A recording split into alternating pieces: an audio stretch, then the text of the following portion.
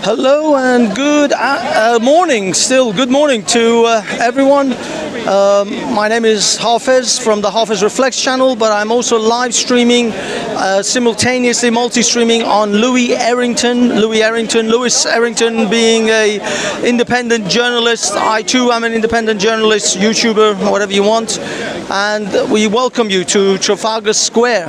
I am here today at Trafalgar Square to cover what is colloquially referred to as the Tommy Robinson March, but it's actually the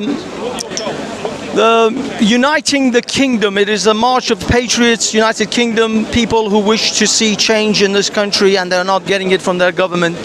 So welcome if you have joined me on either Louis Errington's channel or if you're joining me from hold on. If you're joining me from the Hafez Reflects channel, thank you for joining me today. And we are here at Trafalgar Square in front of the stage to essentially cover. Hold on, I just need to switch over. And you can see we're at the stage. Okay, I'm going to do a quick sound check. I just want to make sure that the sound is clear. Hello, hello. Okay, sounds good from this end. I'm going to now check to see. Ladies and gentlemen, if you could just allow me one moment, I'm going to check to see if the actual streams are live and kicking.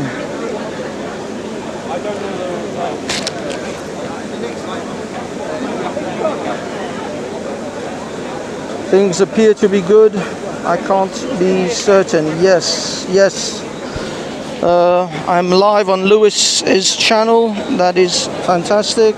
Am I live on my own channel? I don't know. It's not telling me. I can see that Lewis is live and in color. I'd like to say thank you for everyone mooming, Bacon Muncher, Addy, sorry, Ellen Kent and Roger. Oh, sorry, hold on. Is it Rogue Jester? Sorry, I am illiterate. I cannot read. I just want to make sure that it's coming through okay. Like it's coming through. Yep, sounds good. I just want to tell everyone I am covering for Lewis today. I'm live on behalf of Lewis. He's unfortunately unable to make this event, so I am actually live for him. I hope everyone in the chat forgives some of my ineptitude and incompetency if it comes to this stream today. My streams usually don't go to plan like Lewis. Lewis seems to have a much more stable setup than I do. So we're just going to make it work. Whatever we get, we get. Now I'm in front of the stage. Now normally Lewis would be at the march and march with the protesters. The problem is I don't know if I'm going to get a prime spot if I go to the Court of Justice. So at the moment I'm deliberating whether I should go or not. For now, we are in front of the stage. We do have a press pass, so we can actually get into the main area, but unfortunately I think this area is going to be absolutely jammed when others arrive. So I want to make sure I have a prime spot in front of the stage. So yeah, decisions. But thank you everyone in Lewis's chat that is live. That is not me, this is me. Hold on. Let me come in front of the camera. Hold on.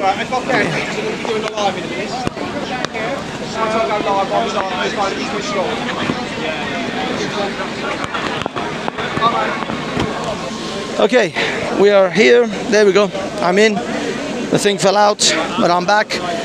Yep, I can see everything's good. It looks good. Thank you so much, everyone, for joining us. We are here at Trafalgar Square covering the Uniting the Kingdom, a coalition of Tommy Robinson and many others who are now putting on this show.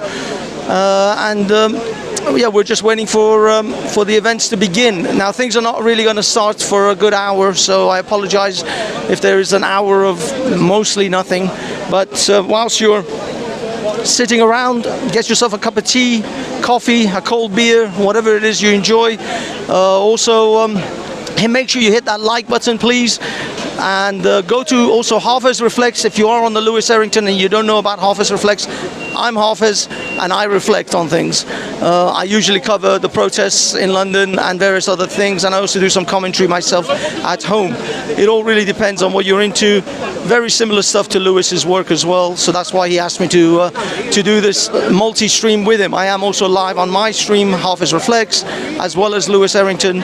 Independent journalists trying to simply expose the lies of the media. When they lie, we show you how it's like. Stay tuned. Okay, I'm going to check my channel, guys. I'm just going to go off for a minute off screen. I'm still connected.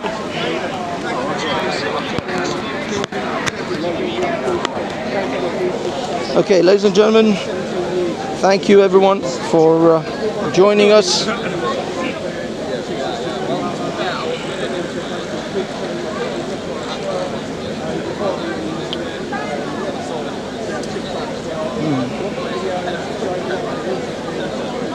Okay, something doesn't seem right because I'm live on Lewis's channel, but I'm not live on my own channel. Okay, that whole thing has gone horribly wrong, where I am live on Lewis but not live on my own channel. Why, oh why, oh why?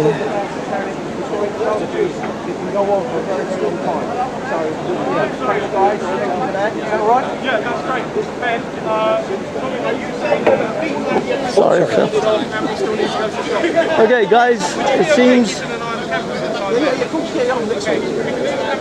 seems I am not live on my own channel. So that's just awesome. Are you not heading down to the main thing either?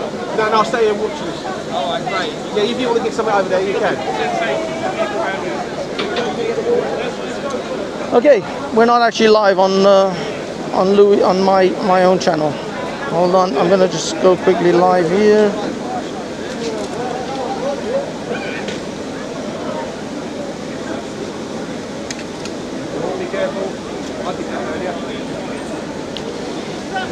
Hello everyone, I'm doing another live stream very quickly because it seems my live stream has gone a bit wrong. I am live on Lewis Errington's channel, but I'm not actually live on my own channel. So go to Lewis Errington or Another Alternative and you can catch my live on his channel. And I guess that's how it's going to be, because I don't want to end the live and start a new live. Because it seems that his channel is booming, but mine is non-existent. It somehow has gone live on his, but not on mine. I don't know why. This is a bit weird.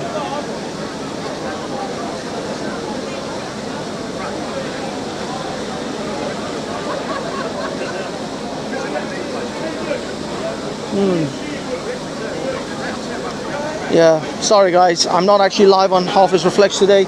It's going to be Lewis Errington or Another Alternative. Go there and you will find me live on Lewis Errington or Another Alternative.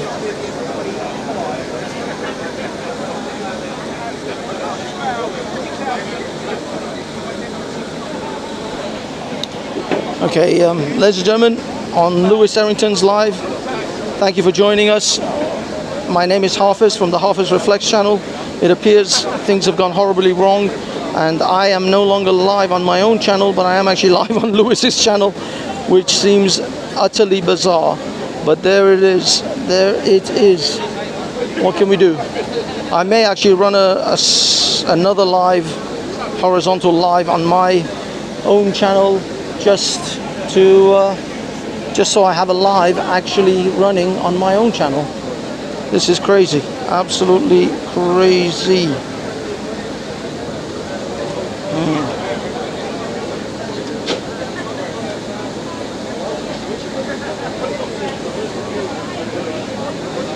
Wow, we have 293 people watching.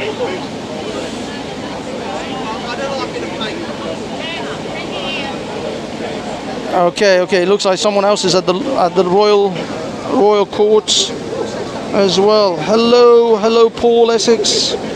Hello, everyone in the Lewis Errington chat. I'm sorry, somehow things have gone wrong, and I'm live on Lewis's channel, but not on my own, which is bizarre and insane. But there we go. That's where we are today. We're just gonna go with it because I don't want to actually stop the stream and start it again.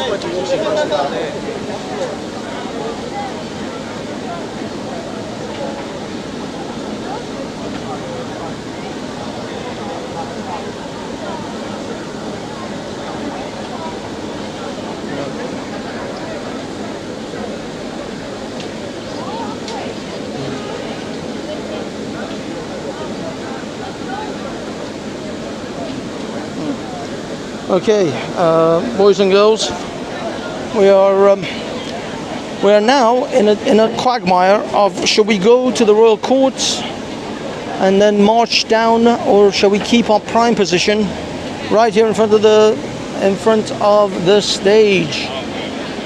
I'm tempted to stay because I want to keep the place, because if we go, we may not get back in, and if we get back in, we may not get this prime spot. I have got a very, very cushy place, and I don't want to lose it.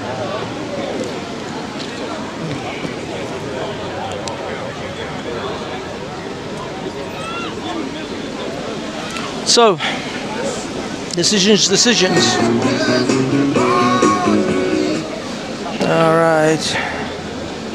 The other problem is I can't actually read any of the streams, any of the text coming from the streams. Why has this thing gone so weird?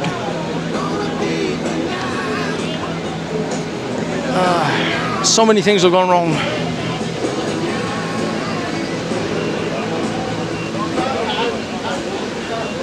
It is what it is.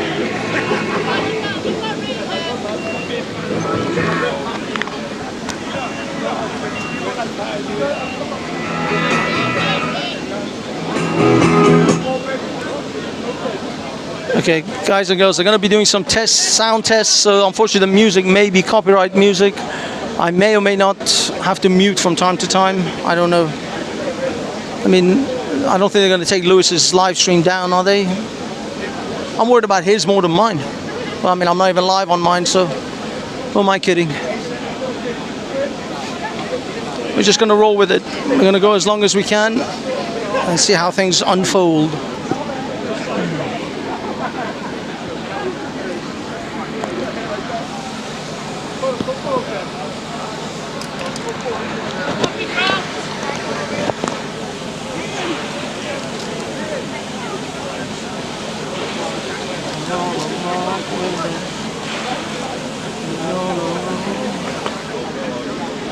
There's a little bit of wait. It's going to be a bit of waiting around, ladies and gentlemen. I hope you guys are patient with us.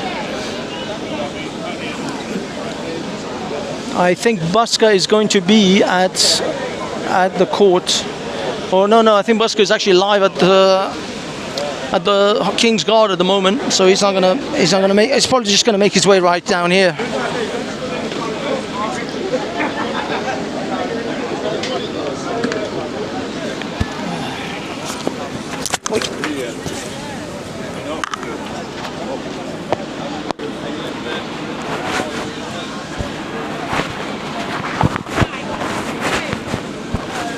Okay, guys and girls, maybe we can interview some people whilst we are waiting. Microphone checking, 1. Okay, they're doing some 11. Sound checks. Ooh. We have a special area set out for the elderly and those who have got mobility issues, so that's lovely. They're at the front. people with mobility issues are able to come. Let's see if any of them would like to be interviewed or have a chat with us. In the meanwhile, give me a second.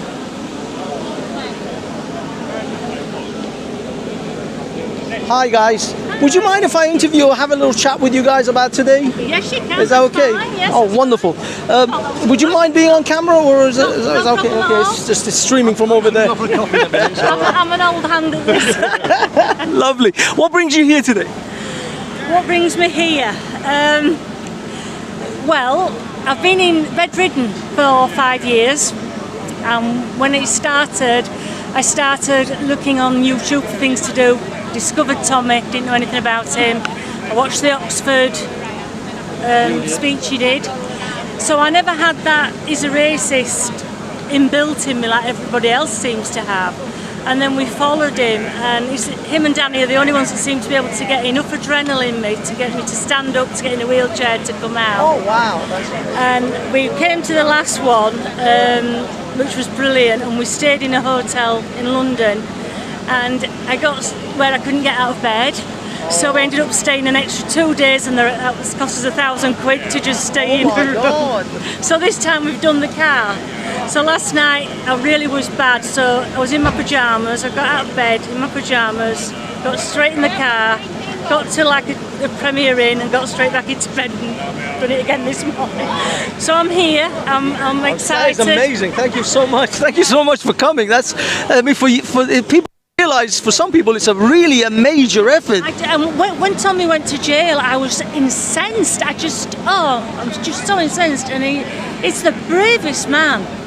He's a nutter. He's putting his head above the parapet a little bit more than everyone else. That's for sure. Yeah, And it's kind of cost him a lot, you would say. it's cost him everything. I mean, I just, you go through history and you get certain people, I suppose, that in the end become like Nelson, I suppose. You know, I do think Tommy's going to go down in history. Oh, definitely. I'm sure that the few. Replace Nelson. I'm not sure that, but yeah. Churchill. I mean, we live in Leeds as well, so So you guys travelled from a very long way. yeah. But How was the things in Leeds, by the way, with the protests and stuff? Were you guys? I was going to say, we live in a lovely picturesque village that's about 5 miles away from the riots.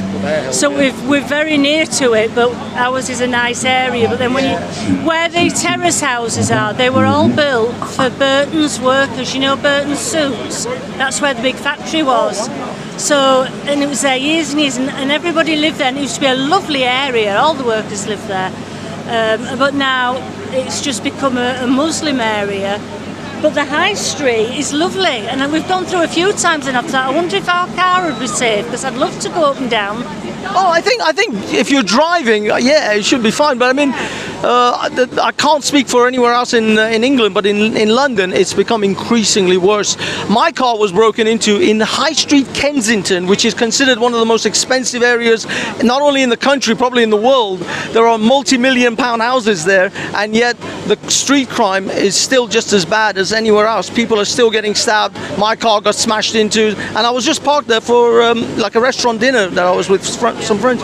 But yeah, and the police, useless, did absolutely nothing. In a way, I felt sorry, because they can't do anything. The hands are tied of the police, and and what really got me was, where were the parents of the children? There were children in them riots throwing things, and the dad. What are they teaching the kids? The dads are burning buses. I mean, that's a laugh, isn't it?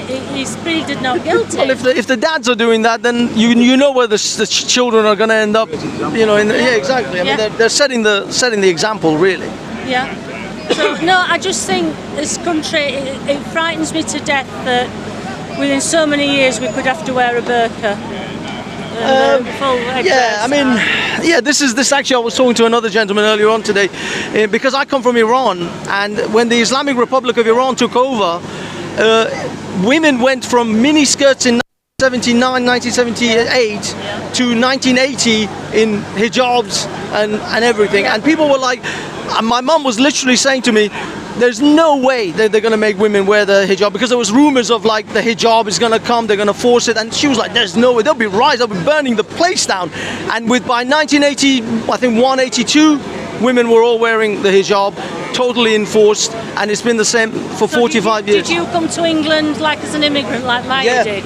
Yeah, we basically ran away from the Islamic Republic because... Was that a law then passed then? Yeah, but what they did was, you see, this is the thing people don't realize. They think that suddenly there'll be like some, stormtroopers running around in the streets, grabbing women and strapping hijabs to their heads. That's not how things come about. What happens is that they told all the business owners, all the shop owners, if you allow a woman with that headscarf into the shop, we will fine you. So the shop owners were like, I'm sorry, I can't let you in, otherwise they're going to fine me. What happened in 2020? What did they make everyone wear in 2020? Yes. How do you think these things come about? And how many people complied? Not only complied, other people were telling those who didn't want to wear it off. They had their own citizens against citizens. That's how these things come about. It was weird because when Tommy started on his rants about the injections, I was really angry at him, because I really believed, and I have reacted to the injections. I've stopped having them, but it's affected my heart. And I could just drop dead at any time, and it's a terrible thing that they've done to us. Well, you've got fibromyalgia, and now they're calling it long COVID now, fibromyalgia.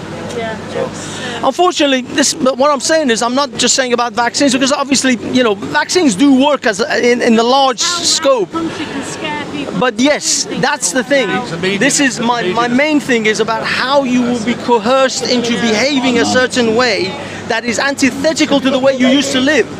And people think that it's just, there's some movie where stormtroopers suddenly break out and they force you, but it's not. It's gradual. It's slowly. What I would suspect, and I will 100%, this is my prediction, 2029, there will be an Islamic party that will run for elections in this country. And if they get some MPs in, which they already have MPs, but there will be more of them as part of a collective party like Conservative, Labour, etc. And then that party will push towards, number one, Islamophobia. If Labour doesn't already bring it in, they'll bring it in. Undercover blasphemy law, essentially. Then there'll be, we already have halal meat in the schools. Then there'll be hijabs for young girls in schools, especially Muslim predominant schools, etc., etc. It's just one step at a time. And people will say, oh, it doesn't matter, that's a Muslim school, my kids don't go to that school. But there's a saying, they first came for the Jews, and I didn't do anything because I wasn't a Jew. Then they came for the Catholics, and I didn't do anything because I wasn't a Catholic. Then they came for me, and then there was no one left to do anything. And that's how it's. Somebody went for the breakfast somewhere around here, and they didn't have sausage or bacon. And they complained, they went, what's this? They said, we don't serve that. I'm like, English breakfast, you don't serve sausage and bacon? Yeah. I think I read somewhere that they will, when they infiltrate, they will want you to change your religion and become Muslim. Otherwise, you have to pay extra taxes. Yeah, the jizya. They'll let you be a Christian, but you've got to pay to be one. Yes. So then I thought, well, could you not? I mean, surely there'll be a lot of people that'll say, yeah, I'll become a Muslim, but in your head you're not saying the vows. Well, yeah, I mean, of course there'll be a whole bunch of, in fact, in the Islamic world, they have a word for it called the munafiq. It's the hypocrite. So they have, and they are fully aware of the hypocrites, because there probably was thousands of them when the Islamic caliphates went around and conquered all these other countries. Egypt was a predominantly Christian country. In fact, all of North Africa, Egypt, Morocco, Tunisia, these were all Christian nations. The weird thing is that when you talk to some Africans, they say to you, oh, the British colonists forced us into Christianity. I'm like, no, the Muslims forced you out of Christianity, and then the colonizers brought you back to Christianity. But they don't, make that link. But the fact is that all these countries that we see as Muslim nations were all Christian nations, or prior to that, like the Egyptians with their gods. But what happened was they conquered all of them. These people were forced into, you get three choices. You either convert, you pay the tax, which is kind of a collection racket, or those are the great choices you get, and you wonder why people like are hypocrites. They I think that they're the reasons that everybody's here. I mean, we started following Tommy. It's for our because- kids, is this? exactly. It's not It's for the us, it's for our generational. kids. Yeah, we started following Tommy because he went to jail, and we were really. We went down to the Old Bailey, You know, we went to the... we just went couldn't to believe what they MEP, were doing was to him, stuff. and it's just followed on from there. And I'll tell you what else that we've noticed on Facebook: you couldn't put anything, or they'd take it off, or your friends would, you're a racist. We're now seeing a lot of comments on Facebook. I'm posting everything, and it's being left there. So Because I think people are beginning to feel it in their immediate circles. This was for a long time. This was something the others had to worry about. It was over there. It was, I don't know, in London or Birmingham or Bradford. It wasn't in front of my door. Now it's in front of their door. So now they're like, okay, this has now come here. So yeah, I mean, like when you. Yeah, I mean, when you guys, when I see the pictures of Leeds, I was like shocked because I always thought Leeds was actually a predominantly English, like white English town. I never thought it was a. It's just enclaves now. Some areas now, it's yeah. a big city. It is a very big city. The thing where the fighting and that was, it's right outside St James's Hospital. So anybody who wanted to get to the hospital has to get through there. And if you go straight up the hill where the fighting was, that's where the Yorkshire Ripper was getting his prostitutes from. As you're going into Chapeltown, they were all there, and there were also riots there. I think that were blacks that rioted. I'm not certain, but when I was about 20, I think, so I'm going back 40 years. Chapeltown was a mostly black area, wasn't it? Yeah. It was a no-go area, but now it's quite nice now, is Chapeltown. Has it been gentrified, kind of thing? Gentrification kind of does that. Money always helps. Yeah, it's quite nice now. Yeah. So I used to go there quite often to Chapeltown. Oh, did you? No, to play tennis. We play tennis. Tennis. There you go. It's definitely been gentrified. But yeah. I mean, I think this is why these pushbacks have to come about. You need to have someone say, "This is the line. I don't want you don't cross. No more. We want a secular, predominantly, I would personally say, Christian nation. That is what this country was built on. The values, Christian Exactly, values. the values especially, Yeah. but generally just even the aesthetics, you know. To integrate into our society as well. Yes. They don't want to be... You know, there used to be a saying, when in Rome, do as the Romans, not when in Rome, build a mosque and call for Sharia. Oh yeah, all these mosques have been built now, aren't they? Yeah. Well, in Germany now, they're not... Yeah, you see, Germany is ahead of here. It's unbelievable. Because Germany, under Merkel, was like considered one of the wokest like countries ever.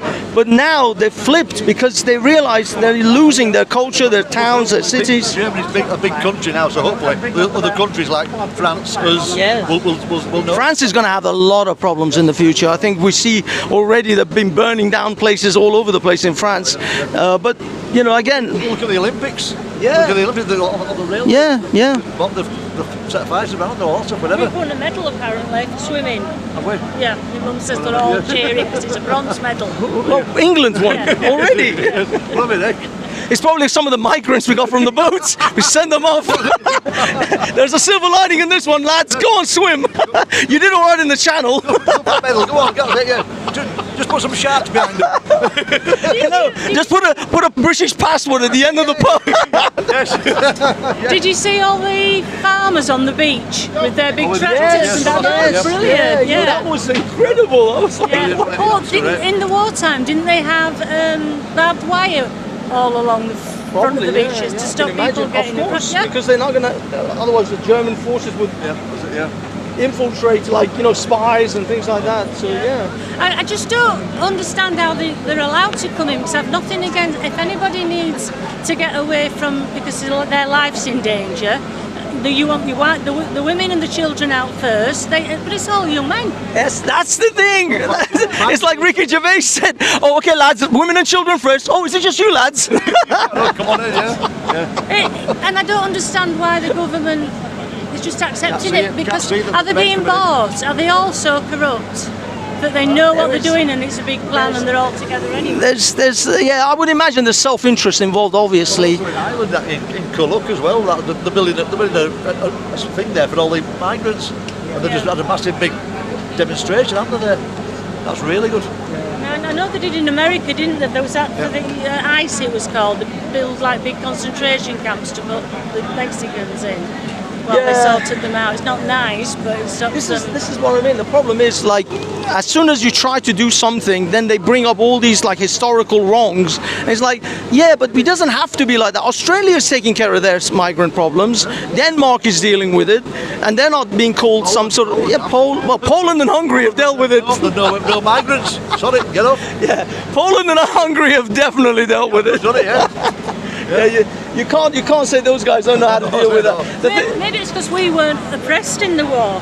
You know, nobody ever actually got into I think England. Poland and Hungary for sure, because of their communist sort of, history. Germans must be thinking, God, if we're not careful, we're going to be doing it again. So we've got to. But that's the thing. I think Germans have got like ridden with guilt, and this is like their atonement or something, that we have to lose our identity in our country because we did some terrible things in the past. Yeah. And I think a lot of times with the Germans, they don't say anything. They don't do anything wrong. And Germans, I'll be honest, Germans are incredibly law-abiding. I was there like 3 weeks ago for one of the England matches, and they don't cross the road unless the green man is on. This was like 12 o'clock midnight. There was no cars in sight, and I'm like, guys, let's go. And he's like, no, the green man. And I know somebody that was there in the forces, and he says when you're driving in the car, there's never any gridlocks because you have to let one in, and it works like a zip. Yeah. And I think, oh, that's brilliant. Yeah. Why don't we do that? But no, we And not only that, I barely saw one roadwork cone. I drove from England to France to Belgium, Netherlands, Germany. I barely saw one roadwork. It was unbelievable. And some of the roads are like 80, 90 miles an hour. The speed limit is like 80. The German roads, no speed limit. Insane.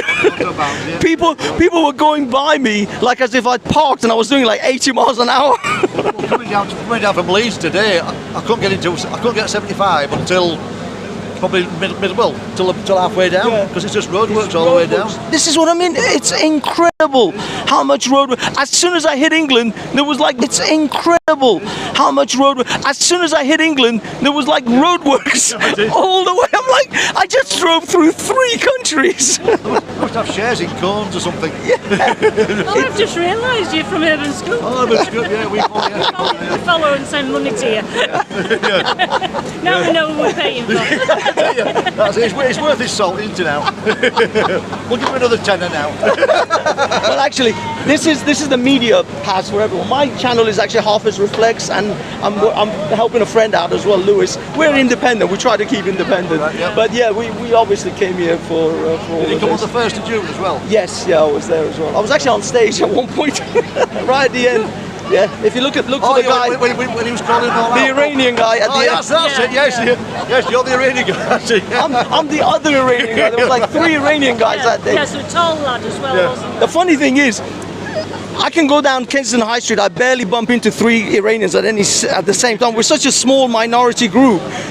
I had 3 or 4 of them on stage. It's like, how did you find that many Iranians in one go? Did you know Elvis that used to come? Elvis? He was a security Iranian guard. called Elvis. Oh, was he? No, He's I one of the didn't. security guys, and we met him. We met him really nice. And we heard he died, but he was a lovely, lovely man. And he came as an immigrant. Yeah. Yeah, but that's it. Anyway, thank you so much. You've been awesome. Thank you, guys. Lovely to meet you. All right, guys. That was some little chat. We're still setting up here. Things are still getting going. I hope it's not too boring. We'll see how things go. We're gonna flip it back to the camera, back to the stage. Let's see if we can find some more people to talk to. I'm not entirely sure how that whole thing came about. Sound-wise, I hope you could all hear it. I can't actually tell. Hold on.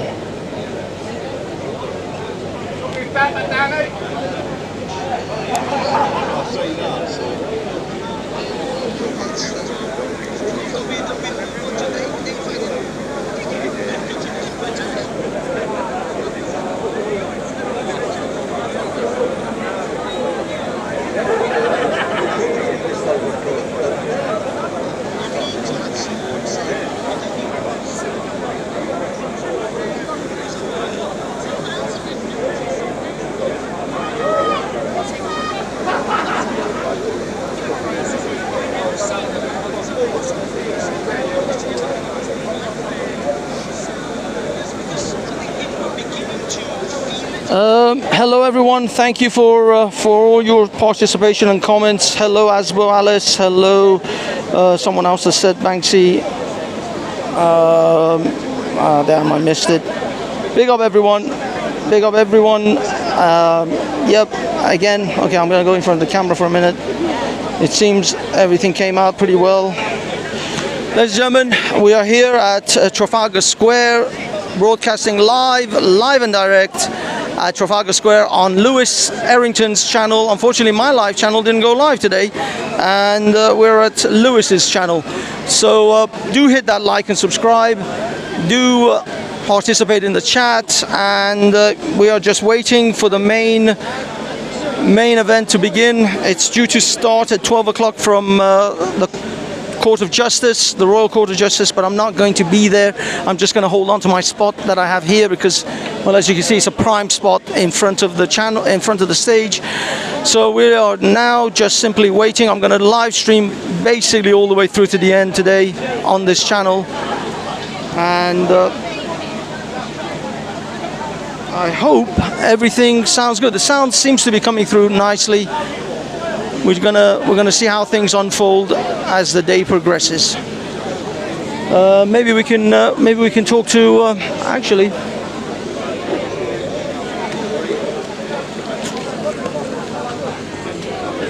Alan, sir, can I interview you quickly? Yeah, have a chat. Yeah. Okay, bear with me. You ask any questions and then I'll be able to answer. It's not easier. Yeah, just come with me this way so we get a little thing. So, first of all, what brings you here? And I also would like you to tell me about your story, because I know your story, but I'm not sure. Well, I'm sure people that follow you know. But tell my audience first of all what brings you today, and also your story. Well, thank you guys, and thank you for doing this for me. I'm a child abuse survivor. All my family are abused in state welfare. We was in a massive children's home not far from here, only about 20 miles from here, called Beach Home, Banstead, Surrey. So we're on there, Justice for Beach Home Survivors. Unfortunately, millions of children in this country have been abused for a long, long time. And when we're talking about children, and personally speaking, I champion for the children of historic child abuse. There's systemic abuse, there's all sorts of kind of abuse that goes on. We know it goes on in the home, we know it goes on in social services and everything else. You know, I've been in every parliament. I've been in the Scottish Parliament, Welsh Parliament, the English Parliament. I've been in the Home Office.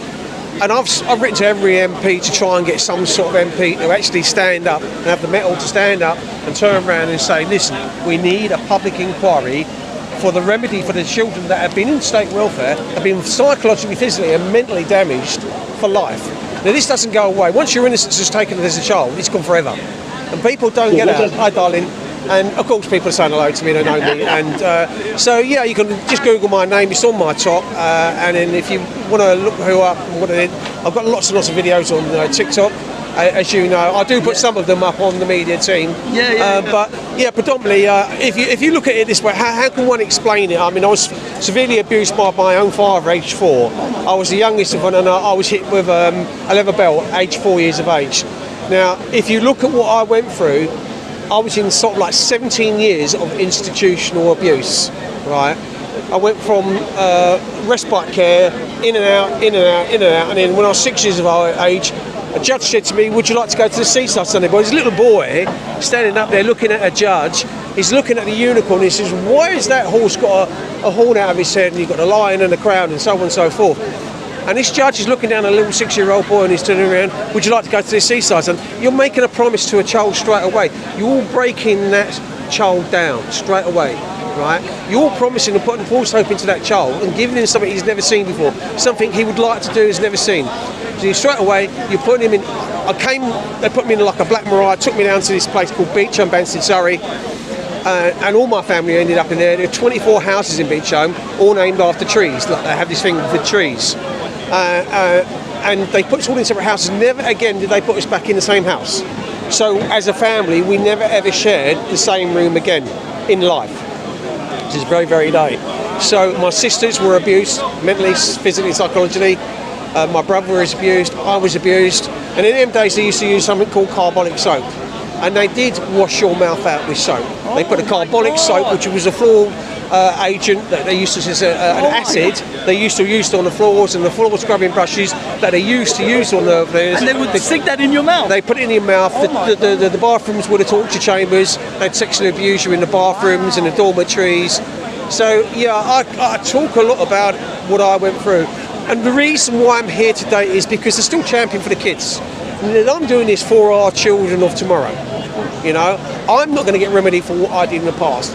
I'm not going to say as one person or a lone wolf I'm going to make a difference. But at the end of the day, if I can make some sort of difference, then you know I'm going to carry on doing what I'm doing, and I'm going to carry on doing it because the little boy inside me was told to shut up and couldn't speak. You know, otherwise we'll wash your mouth out, otherwise we'll beat you or punish you. You know, and I had 7 abusers in Beecham, and people don't really know. And I have a saying that if you could walk in my footsteps in the snow, you might be able to see them, but try walking in them. Yeah, yeah. And when it dissipates, you don't know nothing. And a lot of people don't really know the full story. And I always say, if you take a child's innocence, it's gone forever. And a lot of people won't speak about it because their dignity is gone. They won't talk about it because they don't want their kind of, their whole persona is going to be swallowed up by people knowing their personal business, and they feel that their dignity has been taken away from them. And they can't really speak about it, and they lock themselves in that proverbial, you know, they cloak themselves in this kind of mask where they daren't speak out about it, just in case people look at them in the wrong way. Yeah. And so I carry on doing what I do today. I'm here today to film it. I have a big following on Facebook, YouTube, TikTok, and that's why I do it basically. I'll still carry on, and what I will say is that that little boy that didn't have the voice, right, as an adult, I will carry on speaking out for him. Fantastic. Thank you so much. That is an amazing story, sir. Thank you. Thank you. Okay, guys and girls, that was Alan Merritt. Find him on all social medias, find him on TikTok, Facebook, YouTube. Incredible story, and I'm sure his activism and his goal to try to bring awareness to child abuse is a worthy cause. I mean, who can really argue against that? Okay, it looks like things are happening slowly. I'm gonna.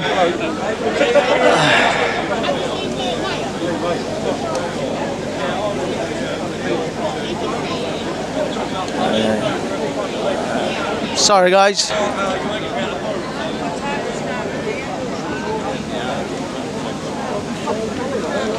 All right, guys and girls, we are still. Hey, we've got.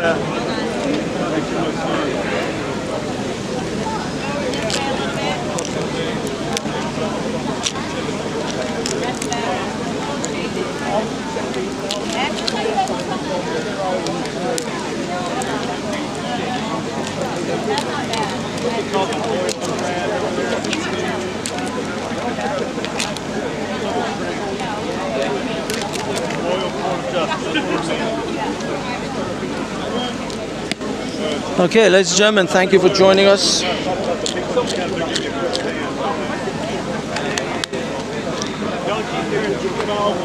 in London. As you can see, we're already getting people gathering here in Trafalgar Square.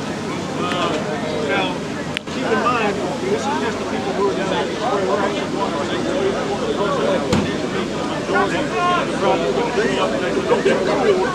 Okay. Probably going to do what they do with Donald Trump. They're going to show you the beginning and make it look like nobody's showing. That's what you're going to see. Let me just flip it here. As you can see, there are lots of independent YouTubers and social media influencers here influencing and YouTubing.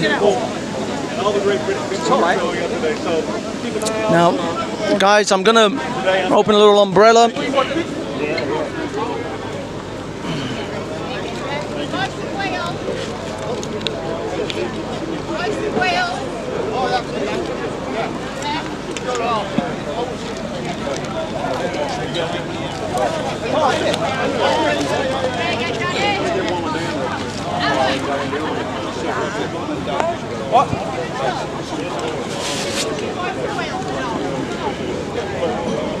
Dan. Hello?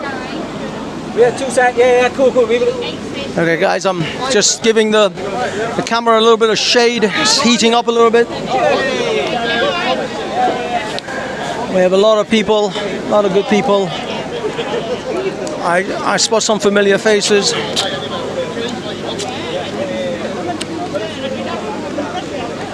Just got to cool the camera down a little bit. It's getting a little bit heated.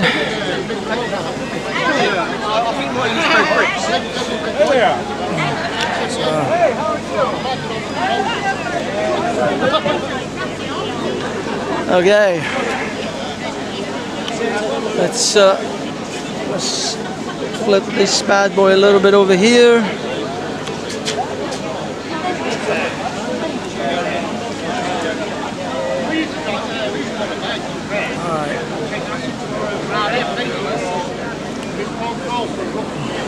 As you can see, things are building up.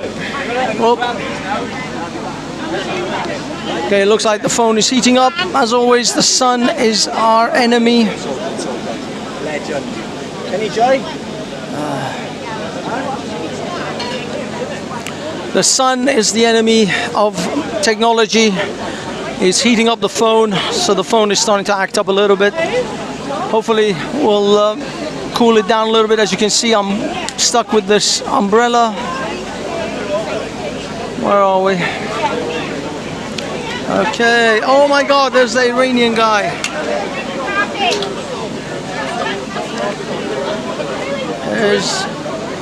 There's the Iranian guy who holds the sign. There's our Iranian guy who holds the sign.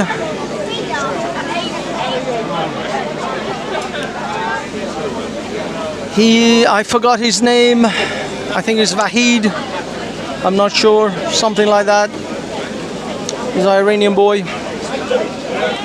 We're just keeping it cool, trying to keep the camera from overheating. See if we can get through today without the camera burning up on us or having to restart the stream. Thank you everyone for joining us. Do like. If you're new to the Lewis Errington channel, coming over from Hafiz Reflex, do hit the like and subscribe button on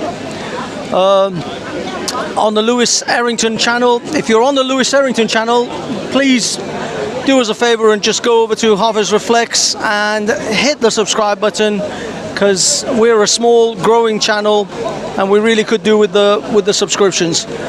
We really could do with your support. Just the mere subscription. We don't need money. We don't need anything. We just need your patronage of subscribership.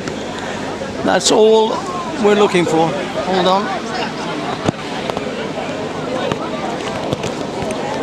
Okay, I've attached this thing off the microphone and onto myself for a bit. I know the footage at the moment, I know it's a little bit stale, a little bit boring, ladies and gentlemen, but unfortunately we currently don't have a choice. We have to wait for the event to begin. You are seeing it the way I see it, live and direct from Trafalgar Square at the Unite the Kingdom event. I know Lewis has titled this the British Freedom Party, but it's technically Unite the Kingdom.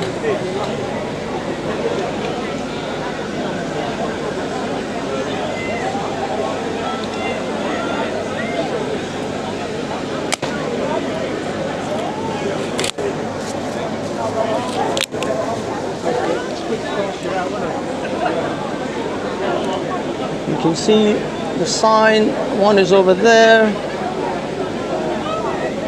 the other one's here, big one.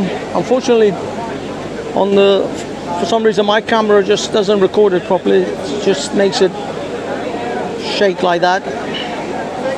But you can see the one over there. Let's zoom in.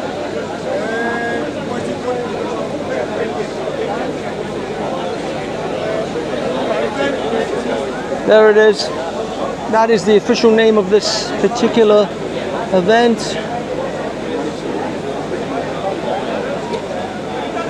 And that's everyone there.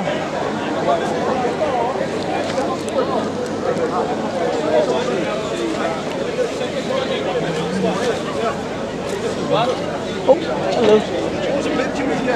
Sorry? Oh, certainly. Protect my head a bit, I'm burning. Shall I come in here? Thank you. In my collection.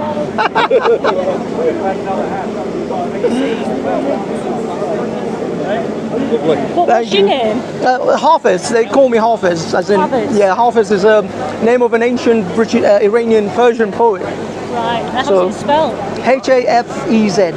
Hafez. Hafiz. It means the one who remembers. Something like that. What's your name again?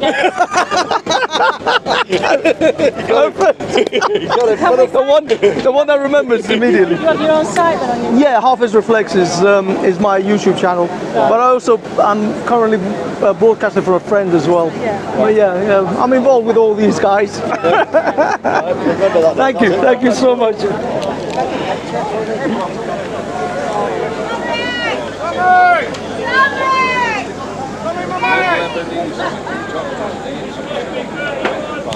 Sorry, ladies and gentlemen, I was called away for a photo, but now we are back.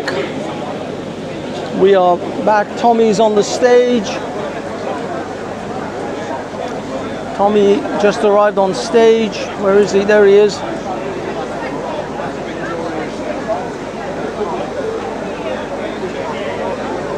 Everybody's getting excited.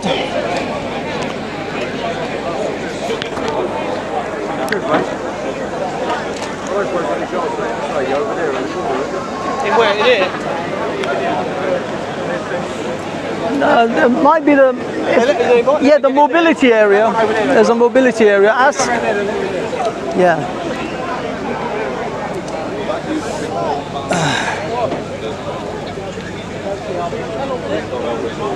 A lot will be out on the main screen anyway.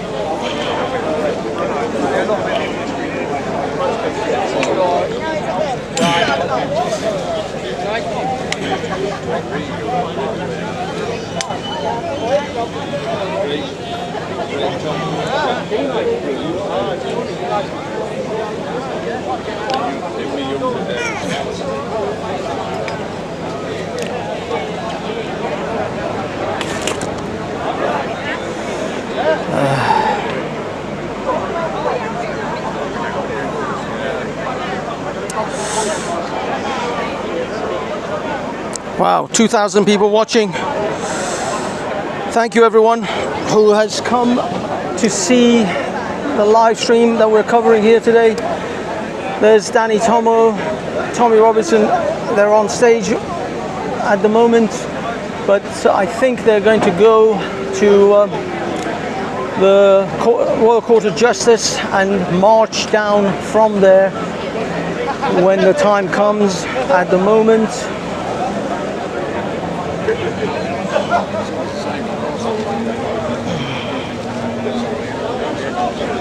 I'm trying to save my camera equipment from burning up. Amazing. England. I'm worried about the sun and the heat in England. That in itself is a phenomena that we're not too familiar with. Should I do like a Richard Attenborough type of voice? And tonight we are here looking at the English nativist,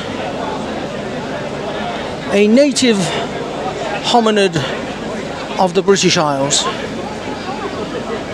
It tends to feed on bacon, eggs, sausages and beans in the early hours of the morning, and then consumes large quantities of ale for the rest of the day. The English, the Anglo hominids of Britannica. as we observe, there are some alpha males who have gathered discussing the events of the day. The alphas gather in corners where they try to find out how and who gets the spoils of the women for the rest of once the fighting's over. Hopefully there'll be no fighting.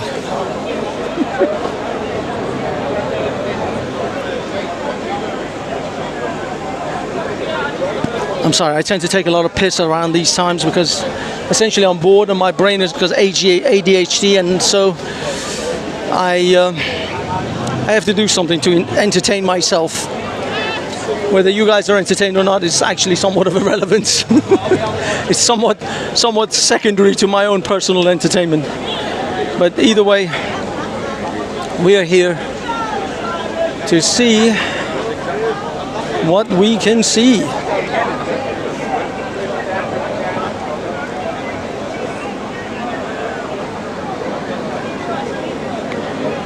We hear. I hear yelling. I hear yelling. I hear yelling. It's coming from over there. I hear vague yelling coming from over there, but I can't really tell. I cannot tell. But somebody's complaining about this, that's for sure. From what I understand, Russell Square is where the counter-protesters are. The counter-protesters are at Russell Square.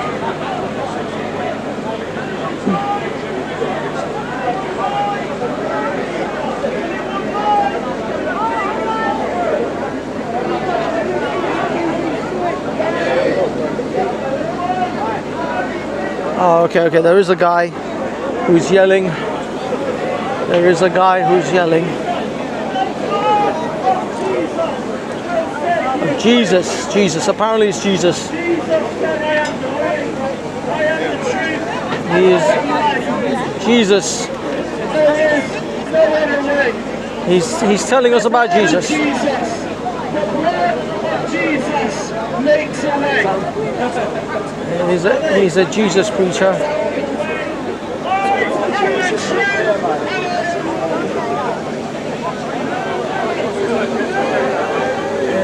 He's a Jesus preacher.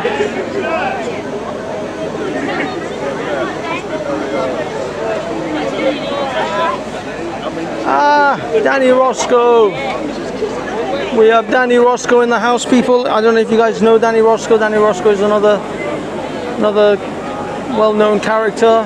Black and White Unite. All the rest. All the players are in. All the players are in.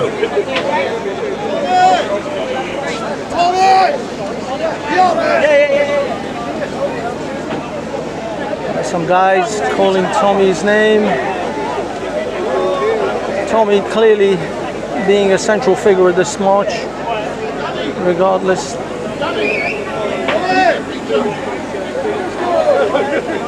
Danny Roscoe.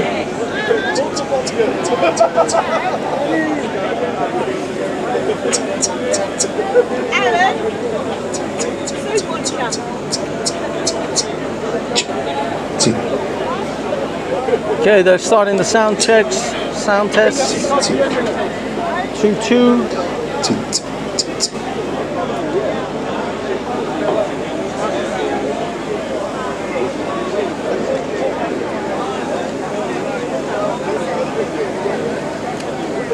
Alright. Sorry. No, it's fine. I'm just filling at the moment, waiting for a roll. I want to live a little bit too early, but it is what it is. I'm trying to keep my phone from burning up in the sun.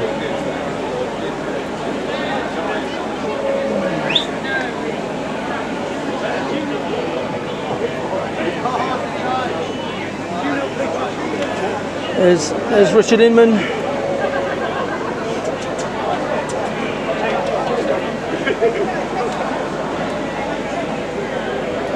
got to try and get an interview with some of these guys.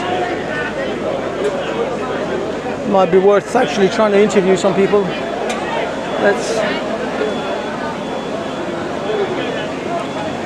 I'll try and interview Danny Roscoe when he's done. Danny.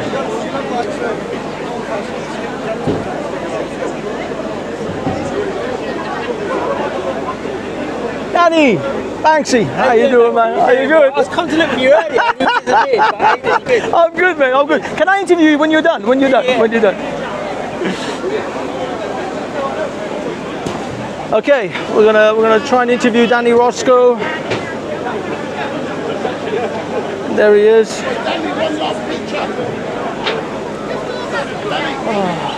Oh, it's so hot.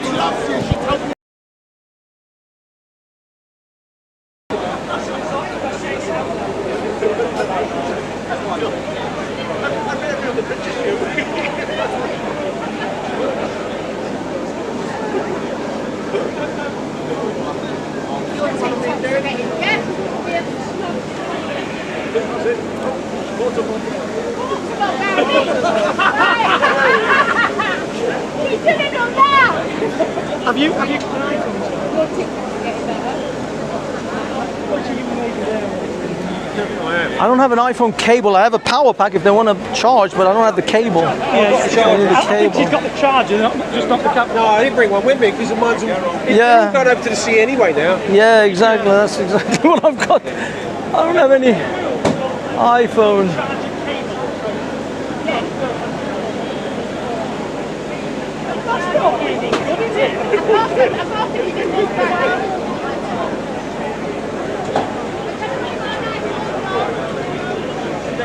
Danny! Yeah, no worries, mate, no worries. Okay, Danny's gone off somewhere. Gonna have to catch him for a little interview.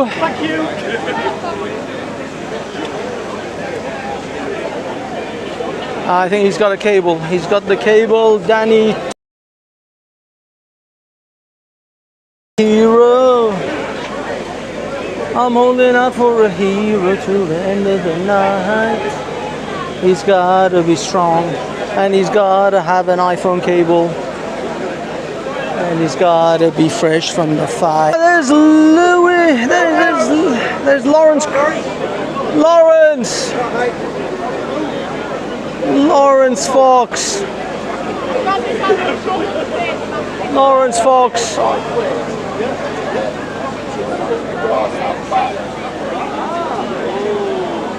Lawrence Fox doing his thing.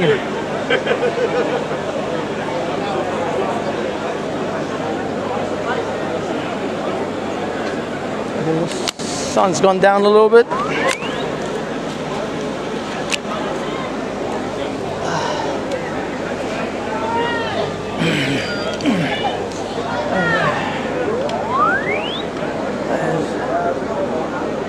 Sun subsided a little bit.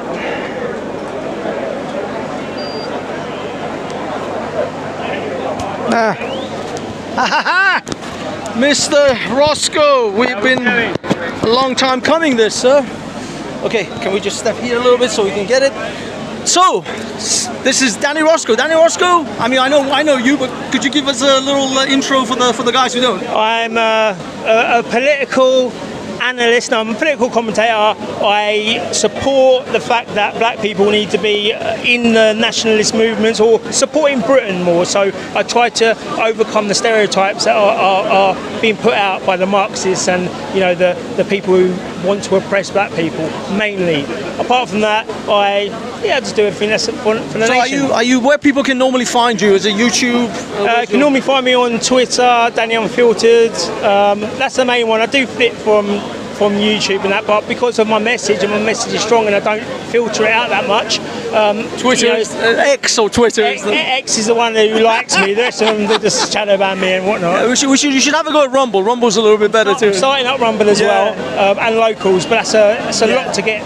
Yeah, I know the British people onto it because they like YouTube too much. That's the problem. That is the problem. That's where. So, what brings you here today, and what do you hope to accomplish or achieve at this place? I'm here today because this is for our country. You know, this is the start of a new cultural movement, and it's important that it's a cultural movement because it's for Britain.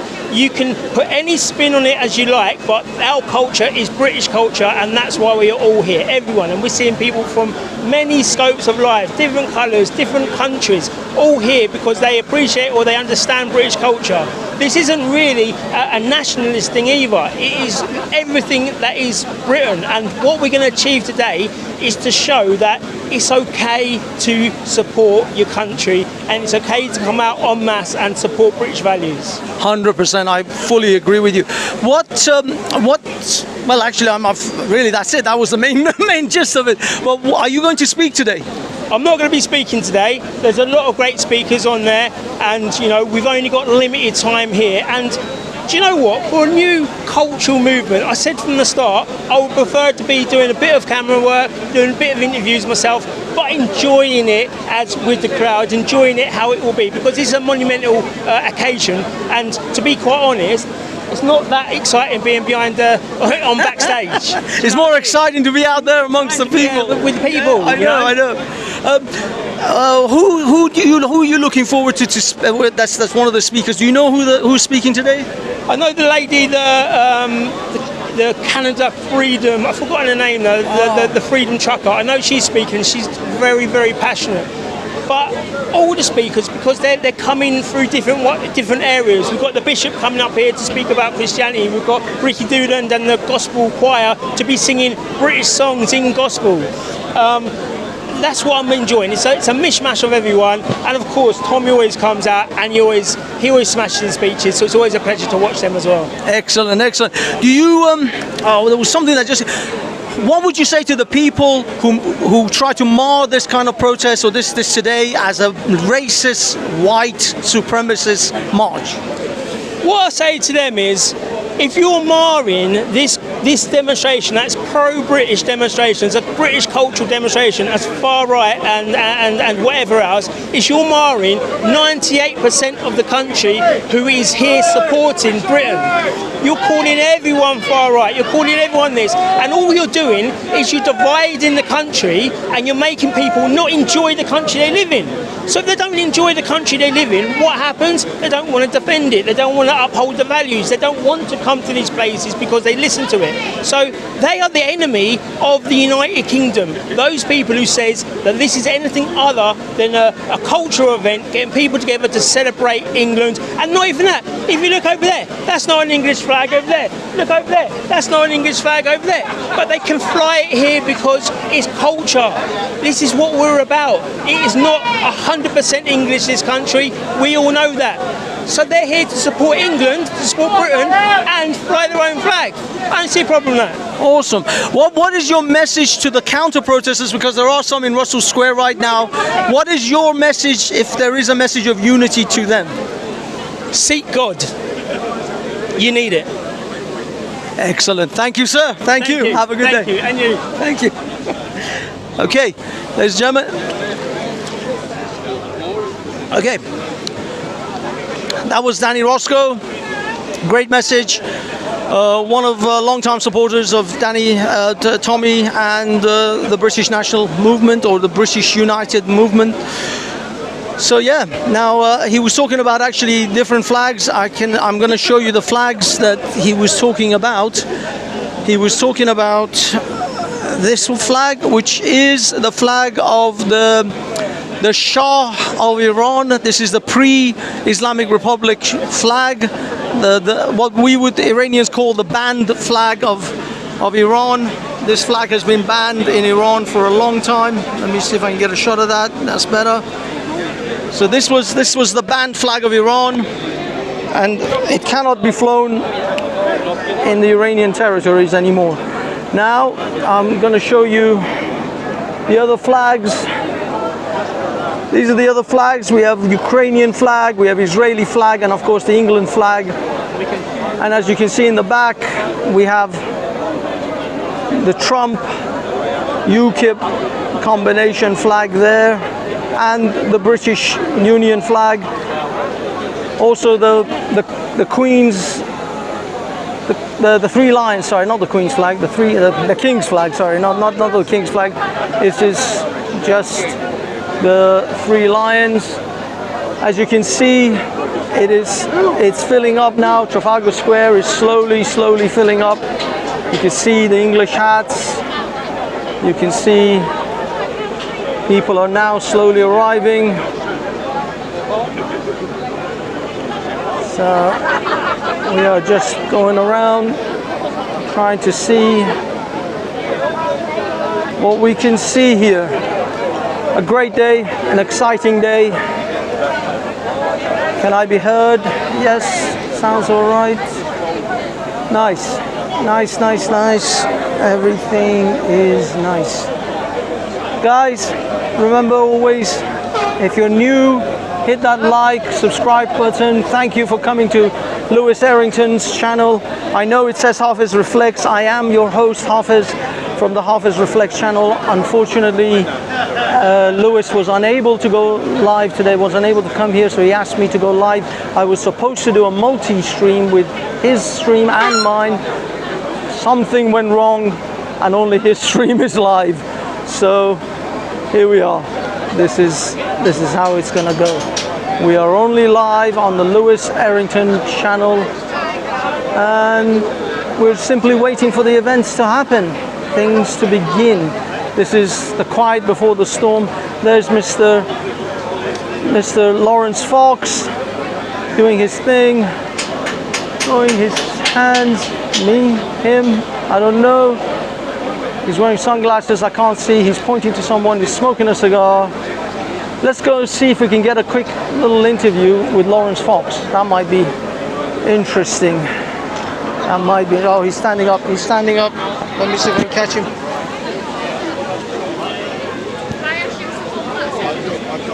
Mr. Fox, can I catch you for 30 seconds? Oh, as you're walking, I'll walk with you. Do you need a hand?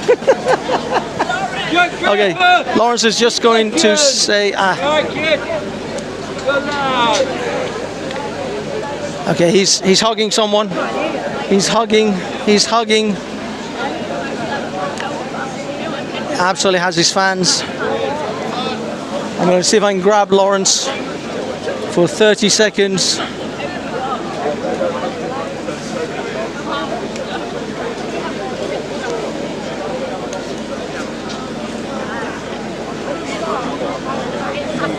Okay. As soon as he's done, we're going to try to grab Lawrence here.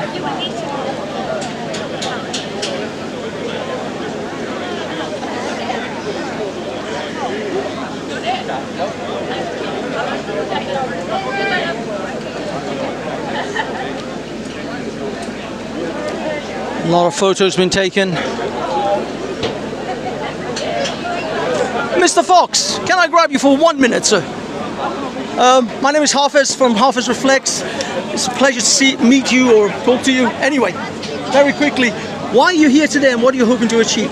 I'm here today to stand with a community of people that are, united in their defiance of the suppression of free speech and their defiance of the abuse of children, and to celebrate our values which have kept us together for a very long time, and we need to remember what those values are. Fantastic. You sound like you lost your voice. You were obviously speaking last night at another event. How did that go? Yeah, it was all right. Got a bit feisty.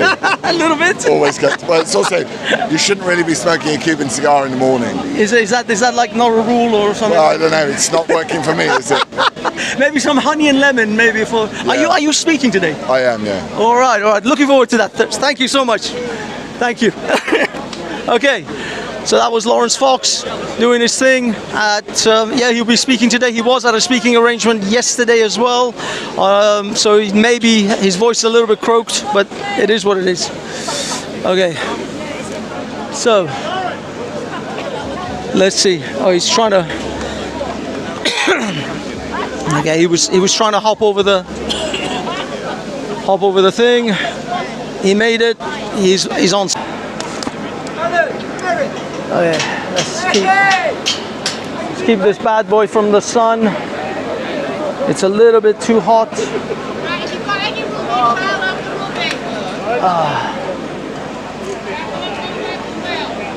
It's getting a little bit too hot.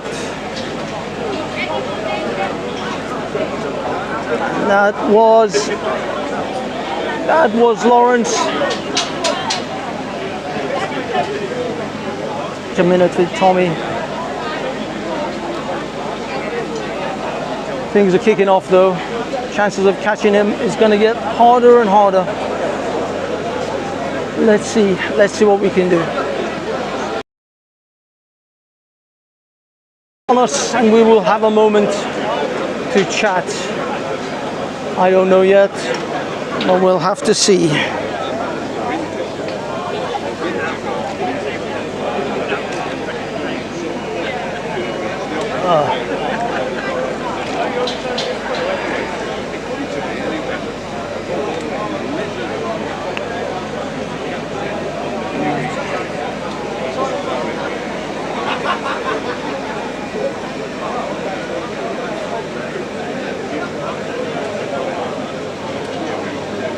What is that?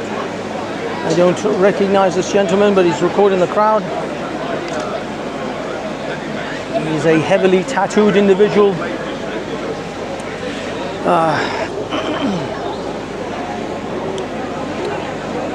All right, Mr. Lawrence Fox. Who else? Who else can we get, boys and girls? Unfortunately, I'm not very mobile today. I'm a bit stationary because I want to get a hold of this moment. Bill Daniel from Street Bike. Danny Tomo is coming over. Let's see, maybe if you can get Danny over here. Ah, there's Danny. Danny Tomo is coming to get the people. Okay, let's see. Let's see if we can be cheeky.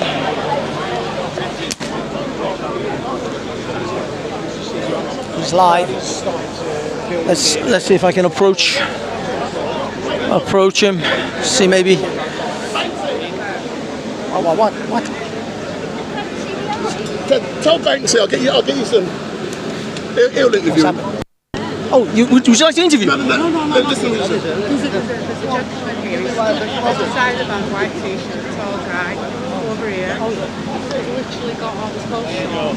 He's literally got off his dying to come here. He's got a matter of time.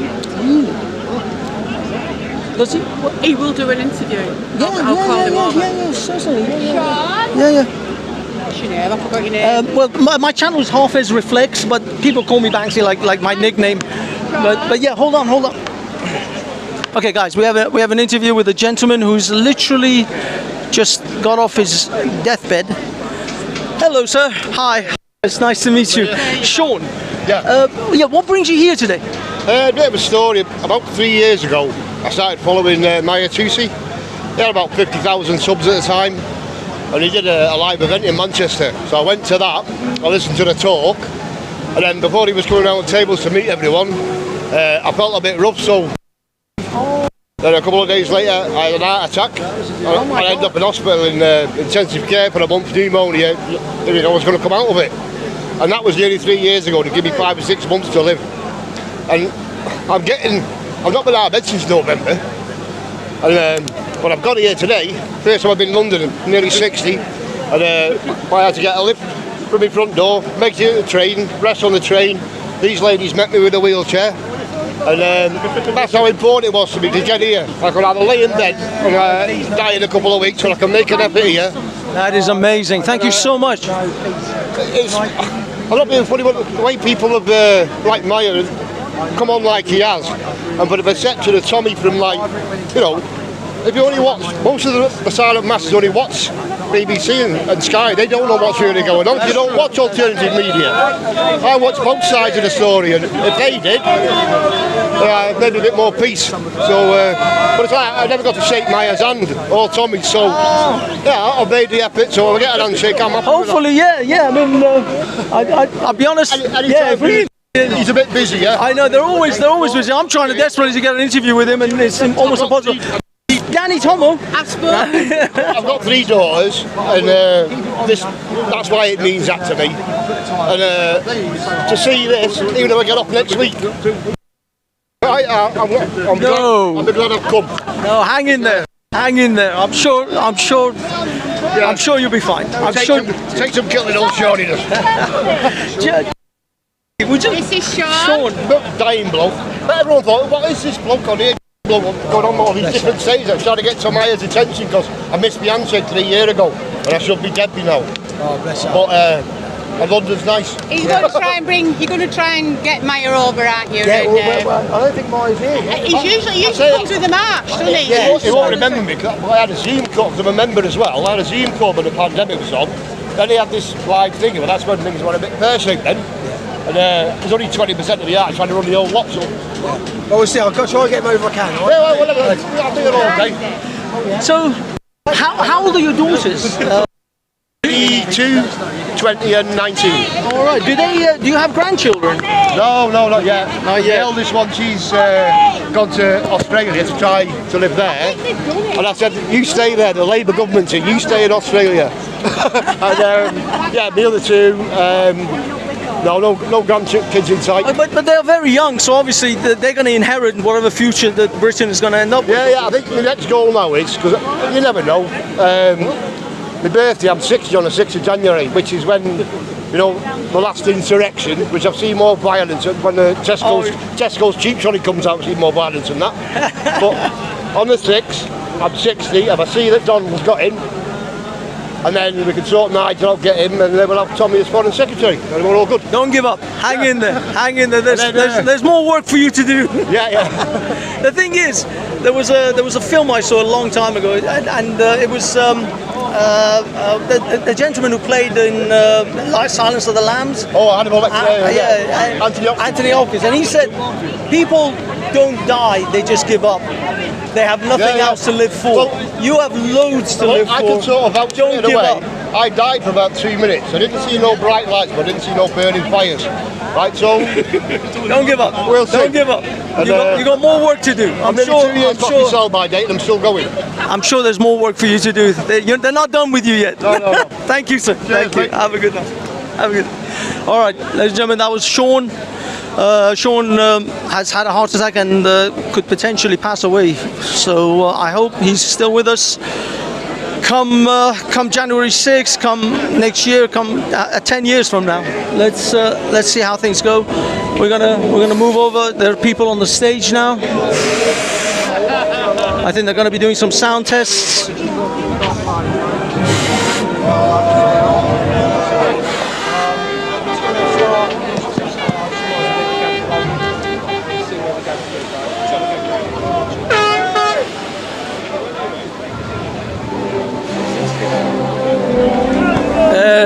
There's Ricky Doolan doing his thing.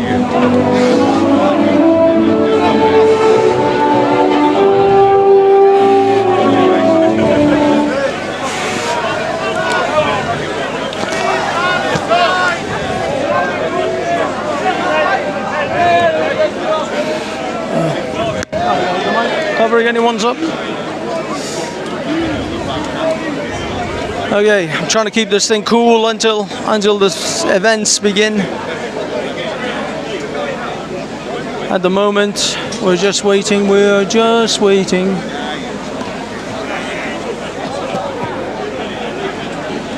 Why are we waiting? Yeah, well, they haven't marched officially yet. These are all the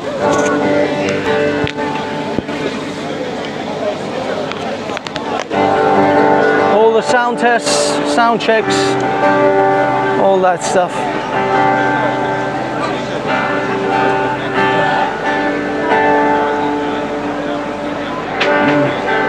tick, tick, tick. Yeah, yeah.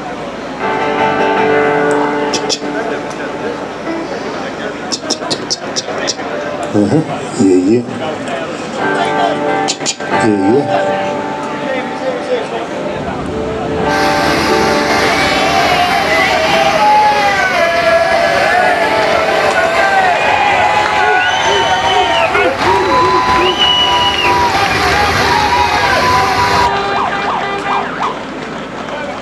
Warming up the crowd. Tick, tick. He's warming up the Yeah, crowd. yeah. Check, check. 1, 2, 2. He's telling people to go to the march. Check, check. Yeah, yeah. Test, test. 1, 1, 2, 2.